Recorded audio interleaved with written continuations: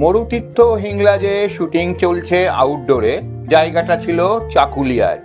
তাঁবুর শহর খাটিয়ে পরিচালক বিকাশ রায়, অন্যান্য অভিনেতা অভিনেত্রীরা সেখানে আছেন। আশেপাশে ছোট আদিবাসীদের গ্রাম ছাড়া আর কিচ্ছু নেই।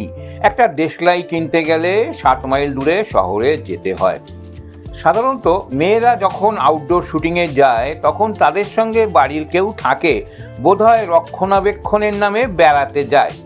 কিন্তু দুজন যে অভিনেত্রী ছিল এই ছবিতে, চন্দ্রাবতী ও সাবিত্রী, তারাই হাঁকডাক করে ঠিক সময়ে সকলের খাওয়া হচ্ছে কিনা দেখে এবং বাকি সকলকেও রক্ষণাবেক্ষণ করতেন। ওরা একা একাই গিয়েছিলেন, ওদের বাড়ির লোকজন যায়নি। যাই হোক, ঘটনা যেটা বলছিলাম, তো এই ছবিতে পাহাড়ি সান্যাল ছিলেন। পাহাড়ি সান্যালের সাথে একজন তাকে দেখভাল করার জন্য লোক গিয়েছিলেন। মানে যাওয়ার মেন কারণ হচ্ছে কিছুদিন আগেই পাহাড়ি সান্যালের একটা ছোটোখাটো স্ট্রোক হয়। পাহাড়ি সান্যাল ইংরাজি করে বলতেন, হাইপার টেনশন হয়েছে ওনার। উনি পাঠ করতে পারবেন কি না সন্দেহ ছিল। তাই বিকাশ রায় আউটডোরে বেরোনোর আগে ডাক্তার যখন মত দিল যে উনি কাজ করতে পারেন, তখন সবচেয়ে খুশি হলেন উনি। ওনার সব ছবিতেই কাজ করেছেন পাহাড়ি সান্যাল।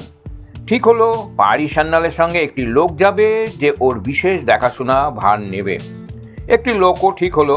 পাহাড়ি সান্যাল জোর দিয়ে বললেন যে তাকে ফার্স্ট ক্লাসে নিয়ে যেতে হবে, একই রকম খাবার একই তাঁবুতে পাশাপাশি খাটে শুতে দিতে হবে।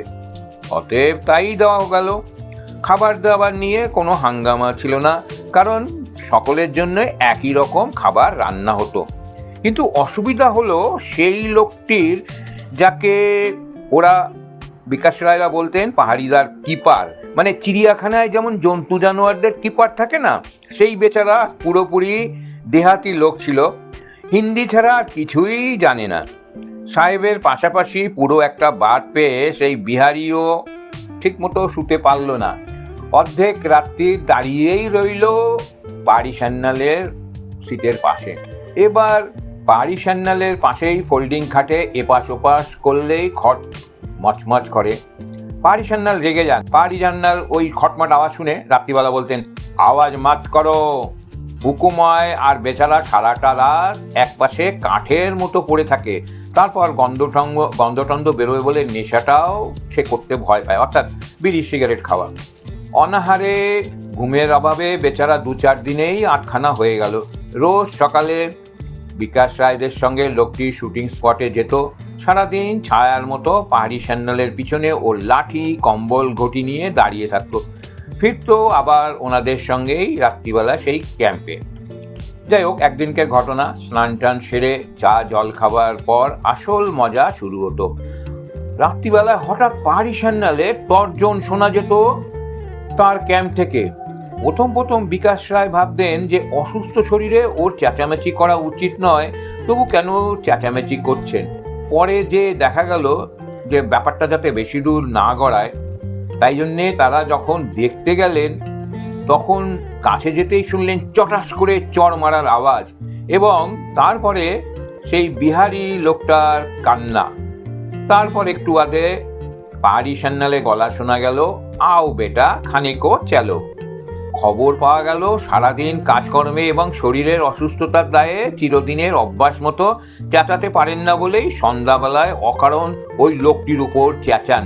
তারপর মারেন এক চর আর একটু বাদে 5 টাকা বকশিসও দেন। বুঝুন অবস্থা, কিরকম অবস্থা ছিল পাহাড়ি সান্যালের।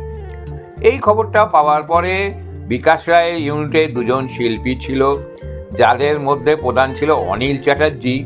খবরটা শোনার পরে উনি রাত্রিবেলায় বললেন, 5 টাকা বকশিসের জন্যে ওই রকম চর খেতে আমি রাজি।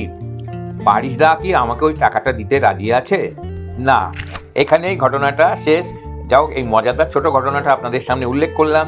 আপনাদের কেমন লাগলো একটি সংক্ষেপে জানাবেন।